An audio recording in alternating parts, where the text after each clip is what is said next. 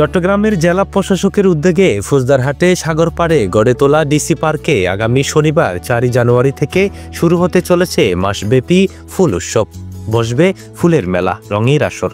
পুরো পার্ক সেজেছে নানা রঙের ফুলের উৎসবে। দেশি বিদেশি নানা 136 প্রজাতি ফুলের লক্ষাধিক গাছ রয়েছে।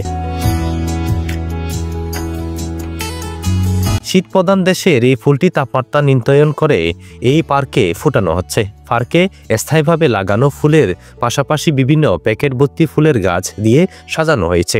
প্রতিদিন শত শত মানুষ এখানে ভিড় করছেন, উপভোগ করতে পারবে ফুলের সৌন্দর্য। আসলে বলতে গেলে এই ডিসি পার্কে আমি ফর দ্য ফার্স্ট টাইম আসছি না, আগেও কয়েকবার আসছি।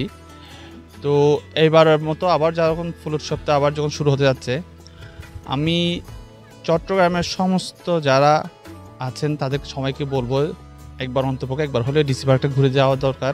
হাস্যপাশ নগর জীবনে একটুখানি প্রশান্তি পেতে অনেকে ছুটছেন সেখানে।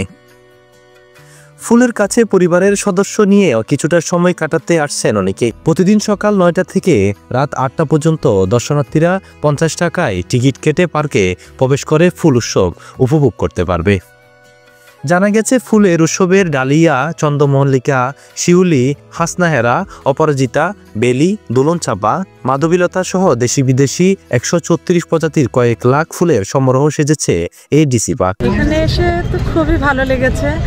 আমি ফার্স্ট টাইম এই উৎসবে এসেছি। আমি আমার বাচ্চাদের নিয়ে এসেছি।